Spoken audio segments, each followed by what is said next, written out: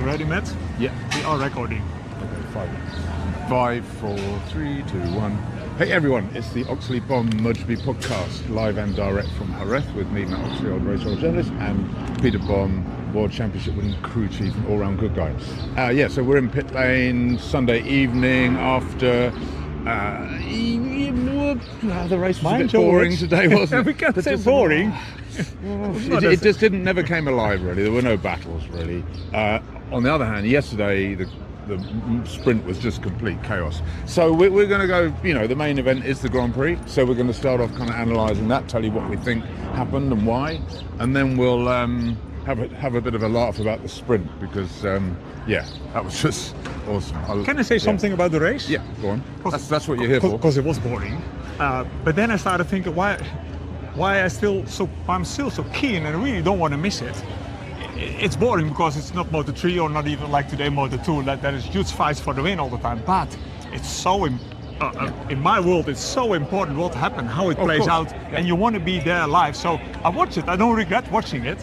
But yeah, there are races that were more exciting. And what would you say took out the excitement? Well, without starting off where we nearly always start off, we all know what took out the excitement was Marc Marquez crashing on the second lap. Like, what the fuck are you doing? I mean, it seemed like a carbon copy of last year when he was in third place or something after 3 laps and he crashed at turn 9, and this year he was in second place after 2 laps and crashed at turn 11. 11, yeah. I've crashed there myself once. Some corner to crash. I've crashed there once myself. And so as soon as he went, the whole thing just went flat. The whole crowd just went flat. Because why is that? He is the number one star at the moment. Just like if Valentino Rossi crashed out years back, everything would go flat. So it's a bit the same. And the thing is, the reason it goes flat with Marc is, what I think, is because he's like Kevin Schwantz.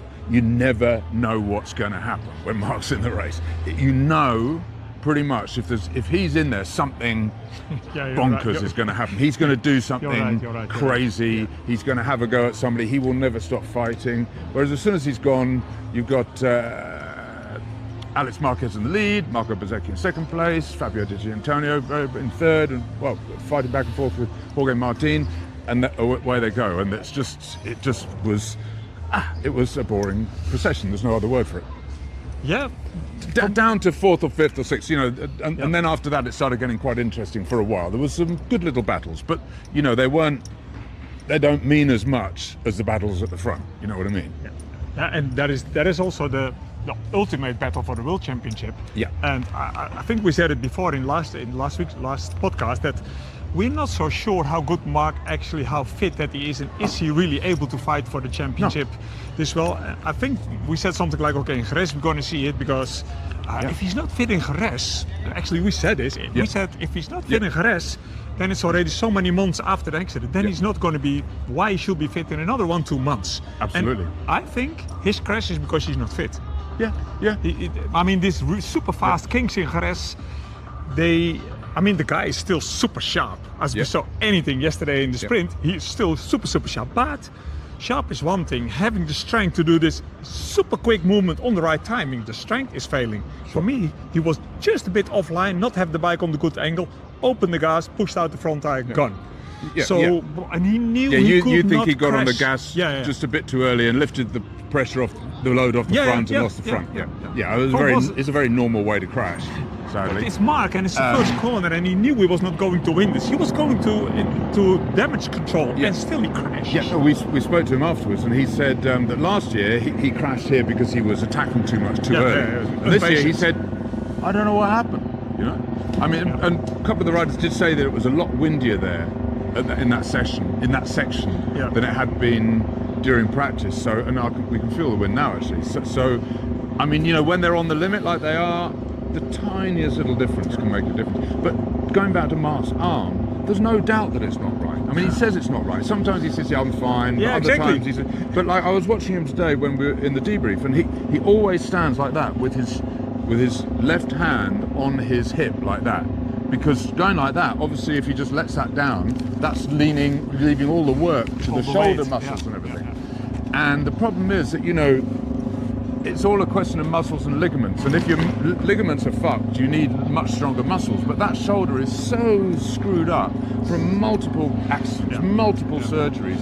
When he had it rebuilt at the end of 2019, it was the shoulder was so loose, the ligaments were so screwed that as soon as they put him on the operating table and they gave him the anaesthetic and he relaxed, the shoulder just popped out. The arm just popped out of the shoulder. You know, so I mean, that is a concern. If it's not right after 7 months, when is it going to be right? That's the fucking thing. You know? That's the question we are leaving. So here we are talking all about Marc Marquez. Yeah, exactly. But we need to talk about his brother. Yes. There is something encouraging in it that a guy that was never considered super talent, so he's super professional, Beautiful. and he's on a really good bike. But Beautiful. if you understand a track like Alex understands this track, Yeah. you still can make the difference. Yeah. Because, like you said already on the first day, you have to find the flow, you have to sort of dance with the bike, and then it just looks easy. He could still be riding around if it wasn't for the fuel going out. He doesn't get tired. Yeah. He doesn't need power. He just understands the track. I find that nice in the modern way where the MotoGP bikes are almost Formula 1 cars, but you can still make the difference. He made a difference here. Absolutely. And we were talking before we came on about kind of the whole Aprilia Ducati thing, which is the big story in MotoGP now. And, you know, Ducati seemed kind of in trouble after the first 3 races. This is the first race of the year, we're at round 4, where they outscored Aprilia. So they won the sprint with Marquez yesterday, and they won the sprint with Alex Marquez today, the main race with Alex Marquez today. And speaking to riders after, I think Ducati have definitely made a little step. I don't think they were a long way behind. Actually, technically, there were various reasons why they weren't able to take Marc Marquez on at the first few races. But I think they have closed the gap a lot. I know they've been working very strongly on engine braking, on the engine braking software, which is the most important thing pretty much nowadays. It's the thing that all the riders are always talking about, engine brake. So I think they have closed the gap, but I think it's going to swing back and forth between the two of them, depending on the track, depending on, like here, Alex Marquez, when he's in the Alex zone, made a difference. Like Mark, he said he's as good, he's already better than me around the rights, and here this weekend he was better than him through the lefts. So, you know, and as you say, should we walk away from that noisy Moto3 bike? As you say, Alex said he was dancing with the bike, and Mark said he was dancing with the bike, and we asked Mark on Friday, you know, Alex is dancing with the bike, and are you dancing with the bike? And Mark said, I haven't danced since Motegi last year, and he said maybe I can't remember to dance anymore, you know, like woo. So yeah, and because what he means by dance is having the flow that everything comes automatically with little effort. It's super precise. And if your shoulder isn't at full strength, you need your shoulder for everything. Braking, accelerating, you know, to move around the bike, changing direction, leading, you know, it is a part of the body that is always being used. Okay, so now, what next? KTM, I mean, whoa. I mean, you know, the last few races we've been used to Pedro Acosta kind of keeping them going, like Marc Marquez used to with Honda. And this weekend he was nowhere and pretty downbeat, to say the least. And Ea Bastianini, wow, a good weekend for him, was the top KTM rider. But wow, they're a long way off the pace. Yeah, Bastianini. Is it contract time, by the way? Well, of course, contract negotiations time for Bastianini. Yeah, I mean, it's never not contract time these days. No, exactly. You're right. You can't trust the guy. You know, everybody. You know, it's all about risk and reward, and when you know it's cost contract time, you maybe prepared to risk a bit more. You know, but for sure, Matt, there was something wrong on the side of Acosta and KTM, because you cannot be that slow. No, there was really something wrong. And looked to me like they started with the front tire pressure already super high, and then immediately he had no chance. He had no front tire. No. So, and he in his debrief, he sort of said, how many Aprilias were looking in you know, at the front, and we said there were 4 in the top 6, and he went 4 in the top 6. Like, wow, you know, I mean, he's really hurting, you know, really hurting. And it kind of does worry me because KTM are in trouble. We're hearing rumours about Tech 3 going to Honda. Now, if that were to happen, and if Honda were to have 6 bikes like Ducati do have now, there would be 2 KTMs on the grid. And if you've got 2 bikes, you're fucked. Yeah. You can't. Because the reason Honda wants to buy another team is more bikes, more data, more fast development. Point. Exactly. So yeah, that's a worry for KTM. They really need to find something. Wow. Okay, but Matt, before we move on to our next topic, a quick message from today's episode partner, On Track Experiences. Yeah, our new sponsor for this episode, On Track Experiences, give MotoGP fans access to the kind of premium race weekend experience you would expect to cost a fortune, but at a price point that's far more accessible than you might think. Yep, they offer packages for MotoGP rounds right across Europe, as well as flyaway races abroad with paddock access, team hospitality, guided pitbox visits, rider meet and greets, and more. Yep, for your next MotoGP weekend, if you want the VIP feel without the VIP price tag, head to ontrackexperiences.com. That is ontrackexperiences.com, and we'd just like to say thank you very much to Connor of On Track Experiences for sponsoring this episode and a few upcoming, we hope, as well. Thanks. So where are we now? Next on to Honda and Johann Zarco. Yeah. He made me smile. Yeah. The biggest part of the race. Yeah. He shows also that, I mean, the Honda is not an easy bike. No. Marini is always praising it more than he needs to, and more than is real. But Zarco, I call him the monk. You call him the monk warrior. The warrior monk. The warrior monk. You know, he was also very, very clever and brave at the right moment over the weekend, when it went Friday afternoon, when it went Saturday, when it was wet and half wet.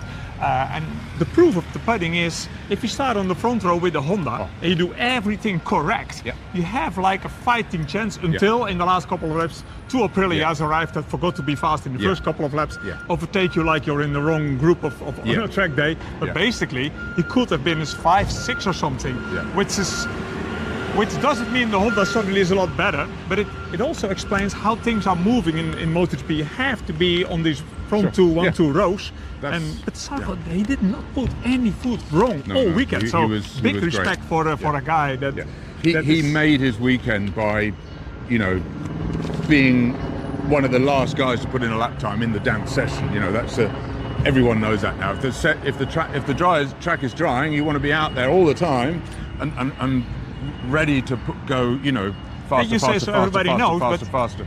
You still got to do it. Eh? No, of course, and it's not easy. So yeah, he made his weekend then, and fair fucks to him. He did a great job, and like you say, Agura and Fernandez they just kind of didn't seem to be awake at the right time, and obviously, you know, didn't qualify as well as they should have done, and so they weren't. You know, they didn't have the performance of Bezzecchi and Martin. Who else do we need to speak to? I mean, I'm afraid to say, Yamaha really not much to report. No. They're still way off the pace. Fabio Quartararo was in the points for the second time. He was 14th in Thailand and 14th again today. And I think so that's equal best performance. I think Alex Rin's got 14th in Brazil, I think. I think.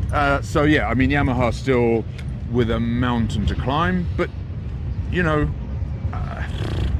not much to say about them, to be honest. Okay, I'll say something. I say something because... Should we go back the other way? Okay, we go the other way. It's too bright here. Because what worries me is that the riders, independently from each other, say, we cannot stop with the rear of the bike. Well, that's the whole point. You build a V4.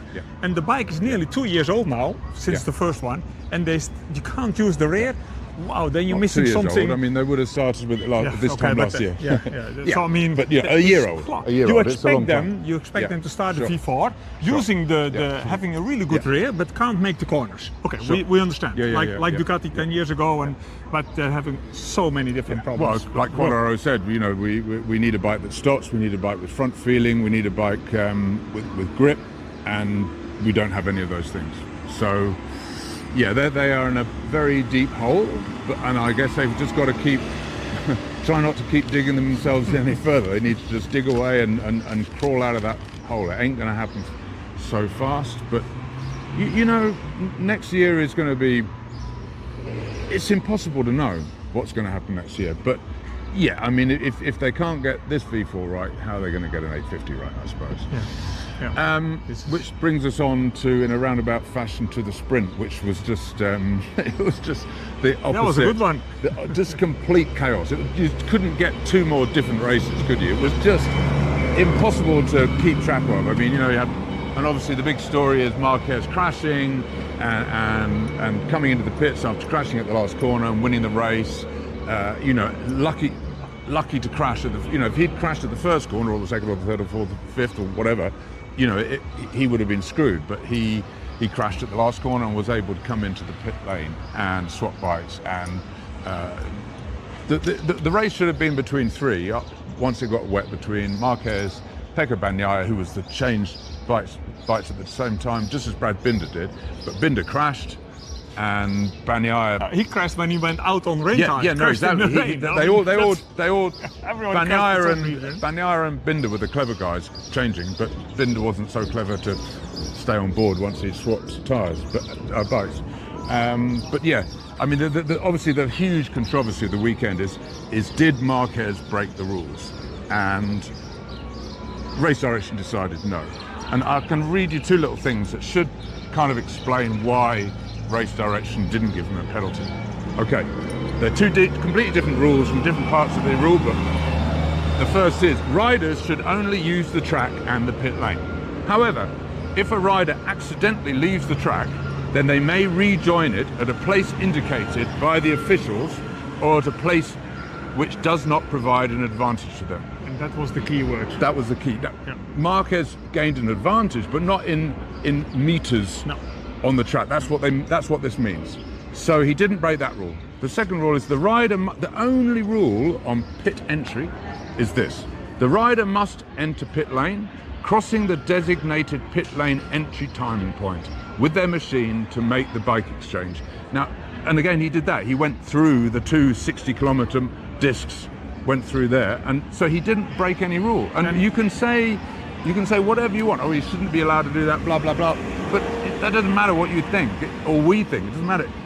He didn't break a rule. The rule writing is a bit poor, because they spoke about the white line, but it's only the white line on the inside line, because people tend to cut the inside line, and that's on the inside line of the pit lane. The outside line, on the inside line of the pit lane. So this will be another rule that they're going to have to rewrite because of Marquez, just like they did after he kind of fooled everybody in Kota on the grid last year, and just like they introduced the penalty point system in 2012, 2013, when Marquez was the guy getting most of the, doing most of the kind of dodgy riding. So I mean, they're going to need a kind of Marc Marquez chapter in the rule book, aren't they? I mean, to me, and again, that's what I was saying earlier. You never know what's going to happen when he's on track. That's why people like him. He made a mistake, and as he said, I was lucky to crash at the last corner, because if I hadn't crashed at the last corner, then that I wouldn't have been able to take advantage of it. But to me, he is the king of chaos. Whenever everything's going chaos and all over the place, like at Kota last year, like yesterday, various other things, when he's on the back row of the grid, when he forgets to doesn't put the bike in gear properly, like Motegi 2012, he still manages, those sort of situations. Most riders' brains are fried, They're like, oh, what the fuck do I do? And he's just got that coolness to just keep on thinking. And I mentioned it in our Patreon podcast yesterday. If you've never seen Marc's first lap at Motegi 2012, when he was in Moto 2, he's on the front row fighting for the World Championship with Paulo Spargaro. The flag guy goes off the track. The lights are about to go out. He sticks it in gear. Well, he thinks he stuck it in gear. The lights go out. Everybody goes, and he's just stuck there revving the nuts off his bike with the bike not in gear. He gets into the first corner in 29th place. Dead last. And he had two guys behind him. 29th, I think, and he was like 9th or 10th. I mean, it's from his onboard on YouTube. If you just put Marc Marquez, Motegi 2012, watch that. It's like watching a video game. It is astonishing. There's actually a couple of them. There's a few of them. Because he was naughty in Moto 2 big time, and he had to start from the back of the field in Valencia, and it was just a complete joke. Because he knocked off Simone Corsi, who asked for it. Well, Corsi did a lot of stuff. One of these things you see quite often we they're tend to veer off a payback. little bit. They're payback for what happened Yeah, last yeah, week yeah, or yeah, last yeah, year, yeah, or you know what I mean. And yeah. What else? Anything else? Have we got to Normally, when cover? you say this, what else? I start the second Yeah, part yeah, of the off- podcast, off but really, you go. I think we covered it all. A bit chaotic. Yeah, no, that's it. Yeah, I'm I looking think- forward I to think tomorrow's so. test, which for our Yeah. supporters we will do another video update, because I will be walking up and down this pit lane again a lot, trying to take pictures and gather information and see what happens here. Because there's a lot of things you cannot test in Jerez, like horsepower and top speed. Forget about it. But if your bike doesn't turn by itself, you're screwed here. Sure. That's a lot of time you lose here. Yeah. So if you're working on that area, it's always gonna pay out huge here in Jerez. And sure, there will be one or two manufacturers, KTM, Honda, they need mid corner speed. They need a bike that when you put it on your knee, it keeps turning instead of going wide. out and makes you close, wait, and then open. Yeah. Because that close, wait, we can't do that. Yeah, if the bike doesn't turn, you're running wide, and so you can't get on the throttle. If you're running wide, you're still trying to turn, so you can't pick the bike up, and if you can't pick the bike up, you can't open the throttle. So, and going back to the engine brake then, How do you your manage to engine come brake, back to engine brake over this? To me, it's just Yeah, the it is biggest all thing. connected. It's the biggest It thing. is all If connected. your engine brake isn't right, you won't get the bike stopped in the right place. Then you won't be able to turn the bike. Then you won't be able to accelerate properly. So if you screw up the entry, basically you screwed up the first corner, the whole corner. But something interesting Martin said on Friday. He said, I come back to the box sometimes. He said, I cannot believe how well this bike turns. I can't. It's crazy. I cannot Take it believe. away. It's not true. Cannot believe. But then today, I asked him in his debrief. I said, so where's the gap between Aprilia and Ducati? It was quite funny. We almost had a kind of argument. Not an argument. You two but- had a fight, a proper fight. I said, so where's the gap between the Aprilia and Ducati? He said, no, we're not here to declare. We're not here to compare Ducati and Aprilia. And I said, well, that's the whole point. That's why we're here. We're here. That's why the whole point of racing is to see which motorbike is And best. Jason, I was and to thinking he will which- take your pass. Yeah. He was laughing actually. Yeah, and he so was, the he funny was, side he of was, it. So he it was. was But okay, I mean, yeah. it's like you didn't want to literally go. You didn't want to go there. That's all. This is why we're Yeah, here. yeah, Is A, to see which rider is best, and A, to see B, to see which motorcycle is best. But then, no, I mean, it was quite funny. He kind of realised that he was wrong. I'm glad to say. Yeah. Okay, one thing that comes up while they close the door behind is Miller and Toprak from the Yamaha. Jack said something interesting. Jack Miller, obviously with the Yamaha, he said he had no rear brake because something broke in the rear brake system. He lost all the fluid, had no rear brake. He said I needed to change my riding style a little bit, and then we learned something. If I have no rear brake, I've got less chatter. Right. Which Okay. I know from 1,000 years ago, Yeah, and yeah, wanted to yeah, do the yeah, same. yeah. We had some tires that were really prone to chatter, and I Yeah. know Stefan Bradler coming in and saying, with this tire, if I just think about the rear tire, the thing starts already to chatter. Think Here about in the rear Jerez, brake, the starts rear to brake, chatter, yeah. So he learned to ride around, but definitely you can't ride without the rear brake if your style is for the rear I brake. mean, so. what new stuff did we see this weekend? I mean, Yamaha's had some leg wings on Rins's bikes, which, not going to get them a second. Obviously, the new seat aero that Marc Marquez and Bagnaia had in Kota, with the leg wings and the kind of aerofoil, similar, basically an Aprilia rear end, basically, is what Ducati have done. So Marquez had that all weekend, Bagnaia had it all weekend, Alex Marquez had it all weekend. Di Antonio didn't use it at all. He said, my bike is, because he's had such a great start to the season, I mean, he's the big improver so far, isn't he? Yeah. Di Antonio. He's really in the groove. And all that sort of stuff coming into here about how, here we're going off on a nice tangent again, aren't we? All the stuff coming into this weekend, Ducati are in a panic, they're in a mess. But actually now, speaking to Di Antonio, he says, no, the bike is better than last year's bike. He says it's 100% it's better. But he's going on in his own direction on development. Now he's found his kind of setup. He says, no doubt, it's better than last year.